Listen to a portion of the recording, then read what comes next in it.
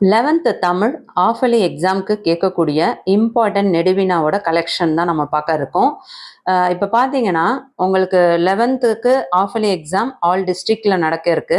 எல்லா டிஸ்ட்ரிக்டும் question paper சேமாக வருமானா 100% கிடையாது. ஒவ்வொரு டிஸ்ட்ரிக்டும் ஒவ்வொரு பேட்டர்னில் இருக்கும். ஸோ ஆல் டிஸ்ட்ரிக்டில் எந்தெந்த கொஷின் வர சான்சஸ் இருக்குது அப்படின்றத இந்த வீடியோவில் தெளிவாக பார்க்க போகிறோம். எல்லாமே நான் கொடுக்குற எல்லாமே பப்ளிக் எக்ஸாமுக்கும் சரி, ரிவிஷனுக்கும் சரி, ஆஃபலி எக்ஸாமுக்கும் சரி 100% வரக்கூடிய கொஷின்ஸ் மட்டும்தான் கொடுத்துருக்கேன். ஸோ என்னென்ன கொஷின்ஸ் அப்படின்றத தெளிவாக பார்த்துருவோம். உங்களுக்கு ஆஃபலி எக்ஸாமுக்கு 3 கொஷின்ஸ் டீட்டெயில் கேட்குறாங்க. ஒவ்வொரு கொஷின்ஸ்க்குமே 6 மார்க்ஸு. டோட்டலாக பார்த்தீங்கன்னா 18 மார்க்ஸ் கிடைக்கும். ஸோ ஃபர்ஸ்ட் கொஸ்டின், கொடையில் சிறந்து விளங்க வள்ளுவம் கூறும் வழிகளை ஒப்புரவறிதல் அதிகாரம் வழி நிறுவுக. கொஸ்டின் நம்பர் 2, நடராசன் தனிமொழிகளிலிருந்து நீங்கள் அறியும் கருத்துக்களை எழுதுக. இந்த கொஸ்டின் 3 ஸ்டார் கொஸ்டின். 4-5 டிஸ்ட்ரிக்ட்ல லாஸ்ட் இயர் கேட்டிருந்தாங்க. தேர்ட் கொஸ்டின், பௌத்த கல்வி, சமண கல்வி, மரபு வழி கல்வி முறைகளால் தமிழக கல்வி முறையில் ஏற்பட்ட பல்வேறு மாறுதல்கள். இது பப்ளிக் எக்ஸாம்ல கேட்டிருந்தாங்க. கொஸ்டின் நம்பர் 4, கல்லும் கதை சொல்லும் என்னும் தொடர் தஞ்சை பெரிய கோயிலுக்கு பொருந்துவதை விளக்கி எழுதுக. இது ஒரு டிஸ்ட்ரிக்ட்ல ஆஃபல் எக்ஸாமுக்கு கேட்டிருந்தாங்க. கொஸ்டின் நம்பர் 5, வாடிவாசல் கதை வாயிலாக நீங்கள் உணர்ந்த கருத்துக்கள். இது பப்ளிக் எக்ஸாம்ல கேட்டிருக்காங்க. கொஸ்டின் நம்பர் 6, நர்த்தகி நடராஜன் நேர்காணல் வழி அறிந்தவற்றை தொகுத்து எழுதுக. இது ஆஃபலிலையும் கேட்டிருந்தாங்க, பப்ளிக் எக்ஸாம்லயும் கேட்டிருந்தாங்க. கொஸ்டின் நம்பர் 7, பாரதிதாசன் ஒரு புரட்சி கவி என்பதை உதாரண பாத்திரம் வாயிலாக மெய்ப்பிக்க. இது ரிவிஷன் எக்ஸாம்லயும் ஆஃபலிலையும் கேட்டிருந்தாங்க. கொஸ்டின் நம்பர் 8, சிதறிய கடிதங்கள் உணர்த்தும் கருத்துக்களை சிதறாது விளக்குக. இது சப்ளிமெண்டரி எக்ஸாம்ல கேட்டிருந்தாங்க.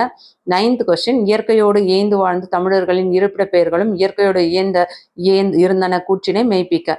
இது பப்ளிக் எக்ஸாம்ல கேட்டிருக்காங்க. 10th கொஸ்டின், தமிழர் வாழ்வோடும் புலம்பெயர் நிகழ்வுகளோடும் முத்துலிங்கத்தின் திணை பாகுபாடு எவ்வாறு இணைக்கப்படுகிறது.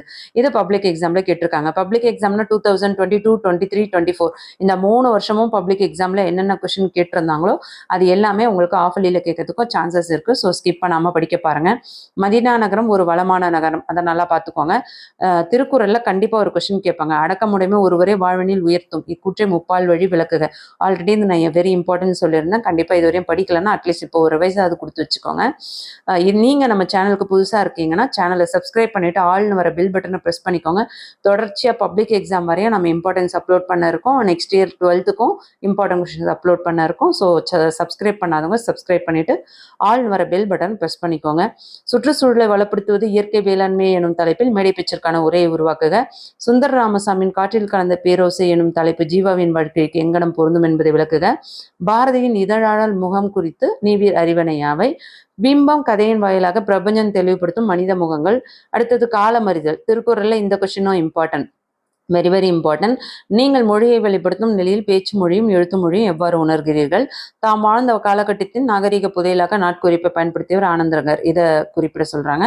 அடுத்து யானை doctor, very very important. Finally symphony தமிழரும் ஆஸ்கர் தமிழரும் இசைத்தமிழுக்கு ஆற்றிய பணிகள். இது எல்லாமே பார்த்தீங்கன்னா டோட்டலாக பப்ளிக் எக்ஸாம்ல ரிவிஷன், ஆஃபலி எக்ஸாம் எல்லாத்துலேயும் கேட்ட கொஸ்டின்ஸ் தான் உங்களுக்கு 6 மார்க் கொஸ்டின்ஸ் கொடுத்துருக்கேன். கண்டிப்பாக இந்த வீடியோ யூஸ்ஃபுல்லாக இருக்குன்னா ஒரு லைக் கொடுத்துட்டு உங்கள் ஃப்ரெண்ட்ஸ்க்கு ஷேர் பண்ண மறந்துடாதீங்க. இந்த கொஸ்டின்ஸில் எத்தனை கொஸ்டின்ஸ் உங்கள் எக்ஸாமுக்கு வந்தது அப்படின்னு சொல்லிட்டு எக்ஸாம் முடிச்சுட்டு வந்துட்டு நாளைக்கு எனக்கு கமெண்ட் பண்ணுங்கள். தேங்க்யூ.